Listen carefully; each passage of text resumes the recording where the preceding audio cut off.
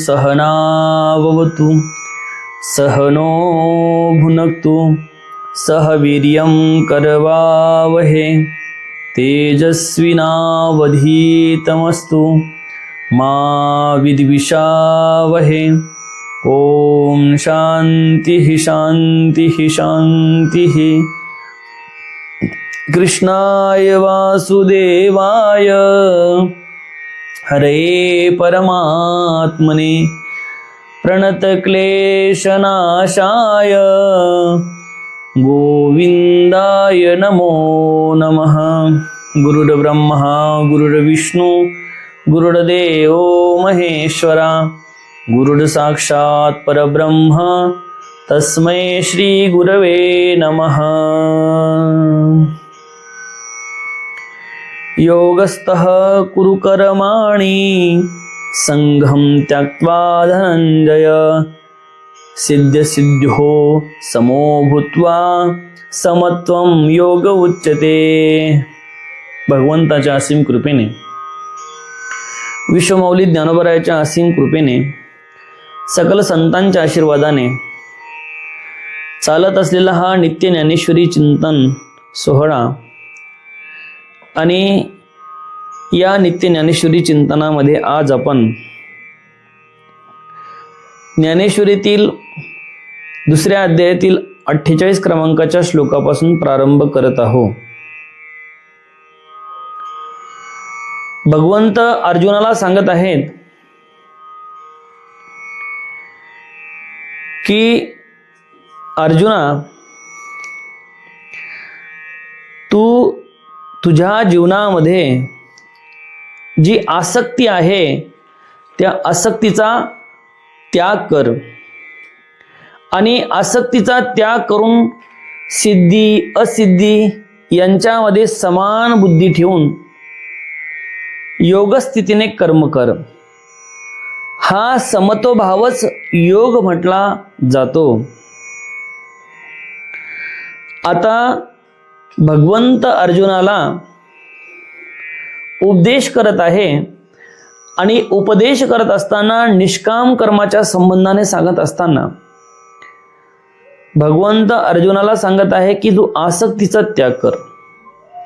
कारण अर्जुन हा केवळ भगवंताने एक श्रोता केला आहे, परंतु गीता जी आहे ती गीता तुमच्या आमच्या प्रत्येकासाठी सांगितलेली आहे। आणि या जगामध्ये प्रत्येक जण कशाना कशामध्ये आसक्त झालेला आहे। तुम्ही आम्ही सुद्धा आसक्त झालेलो आहे, कशामध्ये तरी आपण आसक्त झालेलो आहे। कोणी मुलाबाळामध्ये आसक्त झाला आहे, तर कोणी संपत्तीमध्ये आसक्त झाला आहे, कोणी घरादारामध्ये आसक्त झाला आहे। आणि ही आसक्ती एवढी खतरनाक आहे की आसक्तीच माणसाला दुःखाला कारणीभूत ठरत असते। आसक्तीच माणसाला जन्माला कारण ठरत असते। आसक्तीच माणसाला जन्म घेण्यासाठी कारण ठरत असते। म्हणून आसक्ती जर आपली कशामध्ये राहिली तर ती आसक्ती आपल्या सुख दुःखाला कारणीभूत ठरेल। म्हणून सर्वप्रथम अर्जुना, तू काय कर तर आसक्तीचा त्याग कर। अरे, श्रीमद भागवतामध्ये एक उदाहरण येतं राजा भरताचं। हा जो राजा भरत होता, हा राजा भरत ज्या वेळेस त्यांनी ठरवलं की आता आपल्या संपूर्ण राज वैभव ऐश्वर या सगळ्या गोष्टीचा त्याग करायचा आणि अरण्यामध्ये जायचं आणि भगवत चिंतन करायचं, भगवत चिंतन करायचं, त्या अनुषंगाने त्यांनी संपूर्ण राज वैभव सगळ्या याचा संपूर्ण त्याग करून टाकला, सगळं पुत्राकडे देऊन टाकलं आणि गंडकी नदीच्या काठावर जाऊन तपश्चर्या करू लागले, साधना करू लागले। साधना करत असताना त्यांच्या जीवनामध्ये एक प्रसंग असा घडला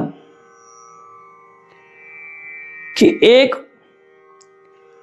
जी हरिण आहे त्या हरिण गंडकी नदी जाऊन जात असताना अचानक तिच्या मागे वाघ लागला। तर त्यावेळेस तो जो काही हिंस्र पशु यांच्या मागे लागल्यामुळे त्या हरिण जी काही जीवाच्या आकाताने पडत होती, घाबरलेली होती आणि ती गर्भवती होती. अशामध्ये तिने नदी पार करत असताना, नदी पार करण्याचा प्रयत्न करत असताना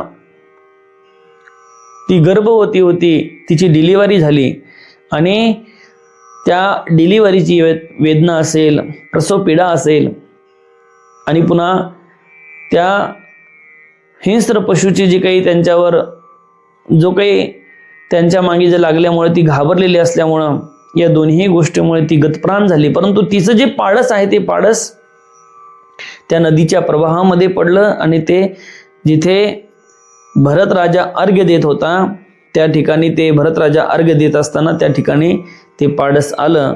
भरतांनी पाहिलं की हे जे काही पाडस आहे हे पाडस थंडीने काकडलं आहे आणि त्याची आई सुद्धा या जगामध्ये नाही.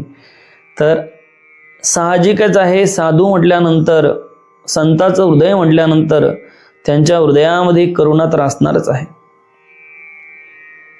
आणि भरताच्या अंतकरणामध्ये, हृदयामध्ये करुणा होती. त्यांनी ते पाडसाला जवळ घेतलं, त्याला ऊब दिली, त्याला शेक दिला.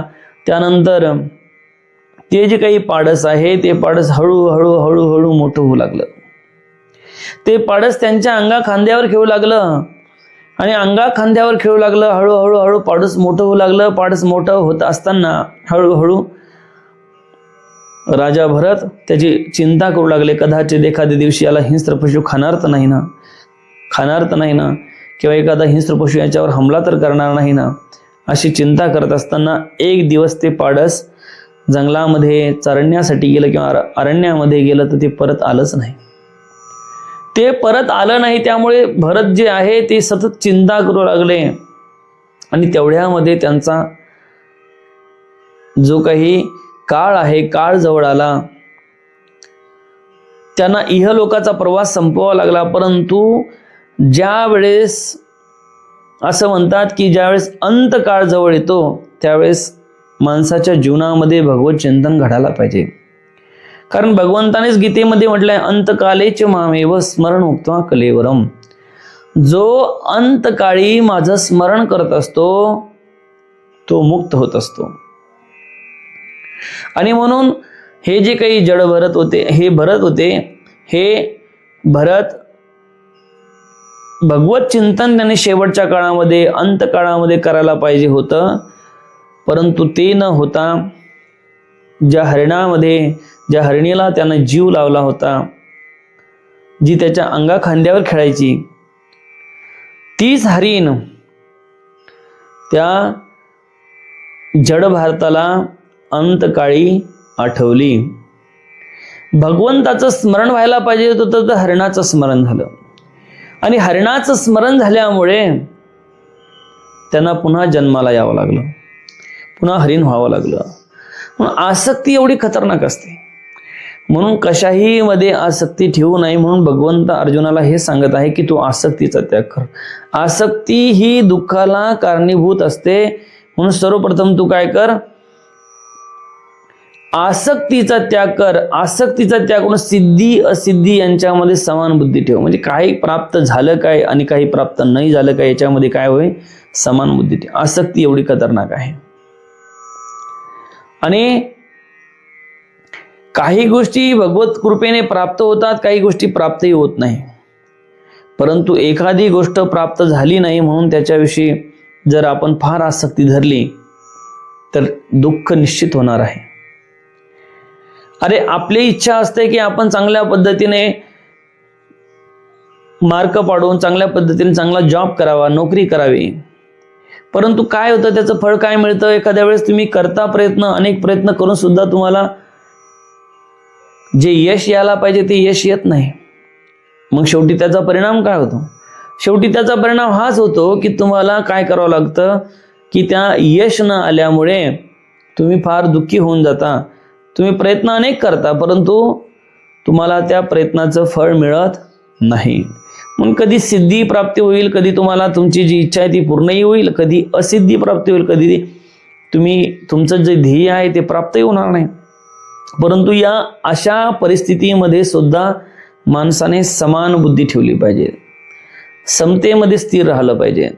आणि जोपर्यंत समतेमध्ये स्थिर राहत नाही तोपर्यंत सुख दुःख हे चालूच राहणार आहे. अरे आपण पदार्थाची आसक्ती धरतो आणि आसक्ती धरल्यामुळे आपल्याला दुःख होतं. आपल्याला असं वाटतं एखादे आपले मुलं बाळ सुद्धा असतील, त्यांची आसक्ती आपण धरतो, परंतु आपण त्यांच्यामध्ये आसक्त असतो, पण कदाचित ते आपल्यामध्ये आसक्त नसतात. आपण त्यांच्यावर प्रेम करतो, परंतु ते कदाचित आपल्यावर प्रेम करतात का हे माहीत नाही. कारण प्रेमाची जर व्याख्या केली तर प्रेम सतत हे बदलत असतं, सतत ते पुढच्या प्रवाहाकडे जात असतं. अरे काल परवा मी एक मेसेज वाचला की लोक परिस्थितीनुसार भगवान बदलतात, तर तुम्हा आम्हाला का बदलणार नाही? अरे पूर्वीच्या काळामध्ये लोक संतोषी मातेचे जास्त भक्त होते. संतोषी मातेचा पिक्चरही आला होता, त्याच्यानंतर सगळे शुक्रवार धरायला लागले, जिथे तिथे संतोषी मातेचे मंदिरं बांधले. आणि नंतर आताच्या काळामध्ये ती संतोषी मातेचे कोणी उपासही धरत नाही आणि कुठे जास्त करून मंदिरं सुद्धा आता आहे, पण त्या मंदिरामध्ये कोणी जात पण नाही. वेळ बदलला. अरे एके काळामध्ये लोक गणपतीचे भक्त, आता गणपतीचे भक्त केव्हा होतात? फक्त आता ज्यावेळेस गणपती बसतात त्यावेळेस. देवीचे भक्त केव्हा होतात? ज्यावेळेस देव्या बसतात त्यावेळेस. प्रत्येक वेळेस आपली मनाची मानसिकता बदलत राहते. त्या पद्धतीने या संसारातील प्रेम सुद्धा सतत बदलत राहतं. आपण मुलाबाळावर प्रेम करतो, मुलं बाळ त्यांच्या बायको मुलावर प्रेम करतात, त्यांची पुढे त्यांच्या पुढच्या पिढीच्यावर प्रेम करते. म्हणून आपल्याला असं वाटतं की त्यांनी आपल्यावर प्रेम करावं, पण त्यांचं आपल्या प्रती प्रेम नसतं. आपलं त्यांच्या प्रती प्रेम असतं, पण त्यांचं आपल्या प्रती प्रेम नसतं. आणि म्हणून आपल्याला काय होतं तर दुःख होतं की आपली जी इच्छा आहे, आपली मनोकामना आहे, आपल्याला असं वाटतं की त्यांनी आपल्याला प्रेम केलं पाहिजे आणि त्यांनी नाही केलं तर आपण काय होतो? दुःखी होतो, नाराज होतो. म्हणून जोपर्यंत समत्वबुद्धी होत नाही तोपर्यंत माणसाला सुख दुःख ह्या गोष्टी चालूच राहणार आहे. म्हणून सर्वप्रथम काय करावं लागेल? पहिली गोष्ट तर म्हणजे आसक्तीचा त्याग करावा लागेल, निर्लिप्त व्हावं लागेल. निर्लिप्त व्हावं लागेल म्हणजे काय करावं लागेल की ह्या ज्या सगळ्या गोष्टी आहे ह्या चालणारच आहे. कारण आसक्ती जर तुम्ही दर्शाल तर तुम्हाला येथे सुद्धा दुःख आहे आणि परलोकात सुद्धा तुम्हाला शेवटी दुःखच प्राप्त होणार आहे. अरे आसक्ती जर तुम्ही कशामध्ये धरली, अरे काही लोकांना कुत्र्या मांजऱ्यामध्ये एवढी आसक्ती असते की ते त्या कुत्र्या मांजराच्याच त्यांच्या सानिध्यातच राहतात. आसक्ती कशावरही करा तुम्ही, ती खतरनाकच आहे. अरे उदाहरण असं सांगितलं जातं की एका गावामध्ये एक खूप मोठा व्यक्ती, श्रीमंत व्यक्ती, आयुष्यभर त्याने चांगल्या प्रकारची नोकरी केली, नोकरी करून खूप पैसा कमवला. मग तो कसा कमवला त्याचं त्याला माहीत, परंतु त्यांनी ठरवलं की आपण आता एक चांगलं आपल्यासाठी स्वतःसाठी मकान बांधू, एक बंगला बांधू. आणि त्या पद्धतीने त्या व्यक्तीने जवळजवळ अर्ध्या एकरामध्ये बंगला बांधला, खूप मोठा बंगला बांधला. आणि त्या बंगल्यामध्ये सगळीकडे गार्डन वगैरे सगळी व्यवस्था, सगळीकडून कंपाऊंड वगैरे, गेट वगैरे सगळं झालं. आणि सगळं झाल्यानंतर त्यांनी ठरवलं की आता या घराची छान प्रकारे वास्तुशांती करू आपण. वास्तुशांती करू आणि वास्तुशांती ठरवली. सगळ्यांना निमंत्रण देण्यासाठी पत्रिका छापल्या, जवळजवळ 2-4 हजार लोकांना बोलवायचं अशा हिशोबाने सगळ्यांना पत्रिका पोच करण्यात आला. सोशल मीडियाच्या माध्यमातून म्हणा किंवा घरपोच नेऊन म्हणा, सगळ्यांपर्यंत पत्रिका पोहोचवण्यात आल्या. आणि ज्या दिवशी त्या घराची वास्तुशांती होती, शेवटी योगायोग, त्याच दिवशी त्याच्या आदल्या दिवशी रात्रीच यांना हार्ट अटॅक आला आणि यांना आपला प्राण सोडावा लागला. दुसऱ्या दिवशी वास्तुशांती आणि आदल्या दिवशीच मरावं लागलं. अनेक लोक आल्यानंतर पाहता तर वास्तुशांती करायसाठी आले होते, परंतु यांची शांती करावी लागली. शेवटी मेले, पण त्या घरामध्ये राहण्याची त्यांची जी आसक्ती आहे ती आसक्ती शिल्लक राहिली. आसक्ती शिल्लक राहिल्यामुळे त्या घरामध्ये पूर्वीचे लोक म्हणायचे की जर एखादा व्यक्ती आहे, पहिले धन असं सोनं नाणं वगैरे असं जमिनीमध्ये पुरून ठेवायचे, आणि पुरून ठेवायचे. आणि ते कशासाठी, तर पूर्वीच्या काळामध्ये आक्रमण व्हायचे, हे व्हायचे, त्यामुळे ते पुरून ठेवायचे. तर तो जर व्यक्ती अशात मरण पावला तर त्या व्यक्तीला त्या धनामध्ये असलेल्या आसक्तीमुळे त्या धनावर साफ होऊन राहावं लागायचं असं म्हणायचे. आणि त्या धनावर तो साफ होऊन त्याचं रक्षण करत राहायचं. म्हणजे ही आसक्ती आहे. आता इथे सुद्धा हा व्यक्ती मरण पावला पण त्या घरामध्ये राहण्याची आसक्ती मात्र शिल्लक राहिली. शेवटी ज्याच्या त्याच्या कर्मानुसार त्याला जन्म मिळत असतो. यांचं कर्म जसं असेल त्या पद्धतीने त्याला कुत्र्याचा जन्म मिळाला त्याच गावामध्ये. आणि कुत्र्याचा जन्म मिळाला. त्या कुत्र्याचा जन्म मिळाल्यामुळं, कारण असं म्हणतात की जे संस्कार आहे ते संस्कार मात्र कधी जात नाही. कुत्र्याचा जन्म मिळाला, त्या कुत्र्याचा जन्म मिळाला, त्या घरामध्ये राहण्याची आसक्ती शिल्लक राहिली होती. म्हणून येऊन जाऊन तो त्या घराच्या अवतीभोवती राहायचा. त्याला असं वाटलं एक दिवस आपण घरामध्ये जाऊ, आपण हे घर बांधलेलं आहे. आणि एक दिवस नोकर चाकराची नजर चुकून तो कसा तरी त्या घरामध्ये शिरला. शिरल्यानंतर त्याला असं वाटतं की एवढं मोठं घर आपण बनलं, एकदा घर व्यवस्थित ठीक आहे का नाही पाहून घेऊ. इकडून तिकडून तो बेडरूममध्ये शिरला. बेडरूममध्ये गेला. त्यानंतर तो हॉलमध्ये आला. हॉलमधून किचनमध्ये शिरला. किचनमध्ये शिरल्यानंतर तिथे महिला मंडळी स्वयंपाक करत होते, नोकर चाकर होते. सगळ्यांनी पाहिलं हे कुत्रे महाराज या ठिकाणी आले आहे. आणि कुत्रे महाराज ते पाळलेलं कुत्रं असेल तर ठीक आहे, भटकं कुत्रं कोणी घरामध्ये घेतं का? नाही. तर ते जे कुत्रे महाराज आहे, कुत्रे महाराज जसे घरात आले तसे सगळ्यांनी काय केलं, सगळ्यांनी काठ्या घेतल्या आणि सगळ्या बाजून त्याला गेट लावून घेतला आणि सगळ्या बाजून त्याला झोडपून काढलं. वास्तविक घर त्या कुत्र्याने बांधलं, परंतु त्या घरामध्ये राहण्याची सुद्धा अधिकार त्या कुत्र्याला मिळाला नाही. कारण तुमचं काहीही या जगामध्ये नाही. तुम्ही कितीही कमवलं, कितीही पैसा कमवला, कितीही इस्टेट कमवली, कितीही प्रॉपर्टी कमवली, तुम्हाला इथेच सोडून देणं आहे. काय हे सगळं तुम्हाला याच ठिकाणी सोडून द्यावं लागणार आहे. म्हणून हे कितीही तुम्ही कमवलं तर सोडून द्यावं लागणार. म्हणून आसक्ती जी आहे ती शेवटी आसक्ती ही दुःखाला कारणीभूत ठरत असते. आसक्तीच माणसाला जन्माला कारणीभूत ठरत असते. म्हणून तू आसक्तीचा त्याग कर आणि अशा स्थितीमध्ये तुझा सुद्धा समत्व तू झाला पाहिजे. समत्व स्थिती तुझी झाली पाहिजे. समत्व जर स्थिती जर झाली तर मग मात्र तुला दुःख होणार नाही. म्हणून तर म्हटलं आहे भगवंताने समत्वम योग उच्यते. अरे समत्व जर तुझ्या ठिकाणी आलं तर तुला सगळ्यामध्येच एकच तो परमात्मा दिसेल.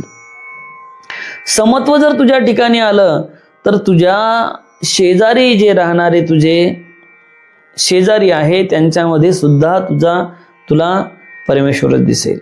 नाहीतर आपण तर शेजाऱ्याने आपल्या घरासमोर जर पुंजा लावला किंवा त्याचा थोडाही त्रास झाला तर आपण त्याला शिव्या देतो. का? की आपल्यामध्ये समत्व नाही, आपल्यामध्ये भेद आहे. भेद शिल्लक असल्यामुळे आपण प्रत्येकाला वेगवेगळं मानतो.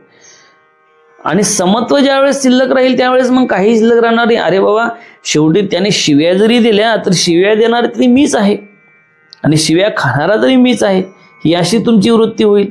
म्हणून शिव्या देणारे जर तुम्ही असेल आणि शिव्या खाणारे जर तुम्ही असेल तर दुःख होईल का? नाही. प्रत्येकाला असं वाटतं की माझी स्तुती करावी, स्तुती करावी, स्तुती करावी. पण कोणाला वाटत नाही की माझी निंदा करावी म्हणून. सगळ्यांना वाटते माझा दोन शब्द चांगल्या माझ्याबद्दल चांगलं बोललं पाहिजेत, चांगलं माझी स्तुती केली पाहिजे. परंतु मला माझी जी काही मला दुःख द्यावं किंवा माझी निंदा करावी असं कोणालाही कधीही वाटत नाही. म्हणून अशा परिस्थितीमध्ये सुद्धा जर समत्व तुमच्या ठिकाणी आलं तर समत्व तुमच्या ठिकाणी आल्यानंतर प्रत्येकामध्ये तुम्ही भगवंताला पाहसाल आणि भगवंताला प्रत्येकाच्या ठिकाणी जर पाहसाल किंवा स्वतःला तुम्ही प्रत्येकाच्या ठिकाणी पाहसाल, आत्मस्वरूप पाहसाल, तर मग आत्मस्वरूप जर तुम्ही पाहसाल तर त्या पद्धतीने तुम्हाला दुःख होण्याला काही कारणच नाही.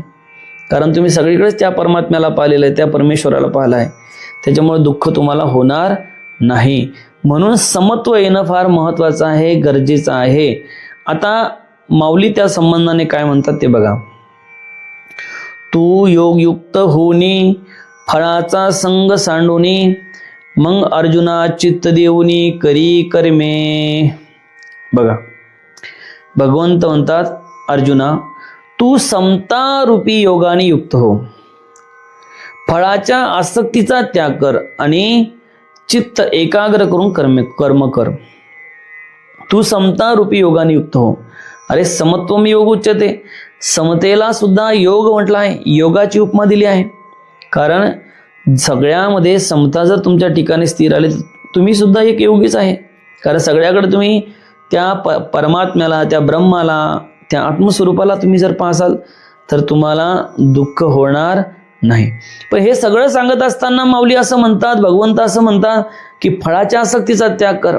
म्हणजे असं नाही की सगळ्यामध्ये जरी परमात्मा आहे, सगळीकडे आहे, तरीही मग की कर्म करायचं नाही असं नाही.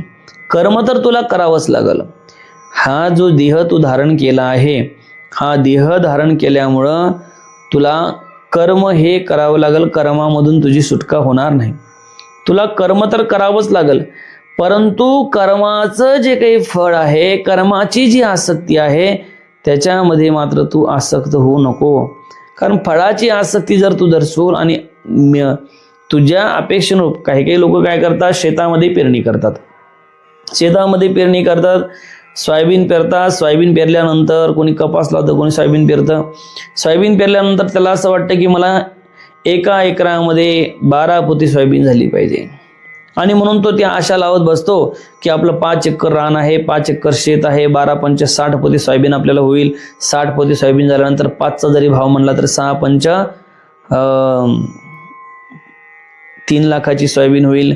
3 लाखामध्ये आपण 1 लाख रुपये कर्ज देऊन टाकू, 2 लाख आपण अशा पद्धतीनं बँकेत टाकू, हे करू ते करू. त्याच्यानंतर आपल्या हरभरं होईल इतकं तितकं, असं सगळं तो काय करतो, कॅल्क्युलेशन करतो. आणि म्हणून तो त्याच्या कॅल्क्युलेशनवर राहतो. आणि मग ज्या वेळेस सोयाबीन सोंगायला येते, सोयाबीन सोंगतो. सोयाबीन सोंगून नंतर मग सुडी लागते. सुडी लागल्यानंतर मग त्या 5 एकरामध्ये त्याने धरलेले असते 60 पोते आणि होतात 40 पोते. किती? 60 पोते होता, 60 पोते धरलेले असतात, होतात 40 पोते. आणि 40 पोते त्या झाल्यामुळं की त्याला मग दुःख होतं. काय होतं? अरे आपण एवढे कष्ट केले, आपण धरली होती 60 पोते आणि झाले 40 पोते. आपल्या शेजाऱ्याला तर 50 पोते झाले, आपल्यापेक्षा 10 पोते 5 एकरामध्ये शिल्लक झाले. म्हणजे त्याला सोयाबीन जी झाली किंवा मिळाली त्याचं सुख नाही, तर कमी झाली याचं दुःख आहे. म्हणून कर्मफळाची तुम्ही जर आसक्ती धरसाल की बा मला कर्मफळ, तुम्ही कष्ट करा प्रामाणिकपणे, तुमचं कष्ट करण्याचं काम आहे, परंतु तुम्ही ही अपेक्षा धरू नका की मग मला एवढंच होईल तेवढंच होईल. सगळेच लोक आसक्ती धरतात किंवा मी अशा पद्धतीने काय करील तर शेतामध्ये कपास लावेल, कपास लावल्यानंतर मला एकरी 15 क्विंटल कपास झाला पाहिजे, होतो प्रत्यक्षात 10 क्विंटल. म्हणजे अशी आसक्ती जी आहे ती आसक्ती शेवटी दुःखाला कारणीभूत ठरते. आणि मग तो नाराज होतो, दुःखी होतो, कष्टी होतो. म्हणून फळाचा संग सांडूनी तो जो काही फळाची जी काही आशा आहे, आसक्ती आहे, त्या आसक्तीचा त्याग कर आणि चित्त एकाग्र करून कर्म कर. कर्म करण्याचा तुझा अधिकार आहे, तू केलंच पाहिजे, कर्म करावं. तुला शेतामध्ये कपास लावल्यानंतर त्या कपाशीला डवरणी असेल, फवारणी असेल, ह्या सगळ्या गोष्टी कराव्या लागतील. तू शेतामध्ये सोयाबीन लावल्यानंतर तुला ते डवरणी असेल, फवारणी असेल, निंदणं असेल, सगळ्या गोष्टी कराव्या लागतील. त्या केल्या नाही तर मग तुला त्याचं काय फळ मिळायचं ते मिळणार आहे आणि केल्यानंतर काय फळ मिळायचं ते मिळणार आहे. पण जर शेतामध्ये तू काही केलंच नाही, काहीच केलं नाही, म्हणजे मला सोयाबीन झाली पाहिजे 50 पोते 100 पोते आणि शेतामध्ये गेलेच नाही, सोयाबीन पेरलीच नाही, तर होईल का? होणार नाही. कर्म करण्याचा अधिकार तुझा आहे, पण कर्मफळाची आसक्ती धरण्याचा अधिकार तुझा नाही. कर्मफळावर तुझा अधिकार तुझा नाही. म्हणून तू कर्मफळाच्या आसक्तीचा त्याग कर आणि आसक्तीचा त्याग करून चित्त एकाग्र करून कर्मे कर. काय कर?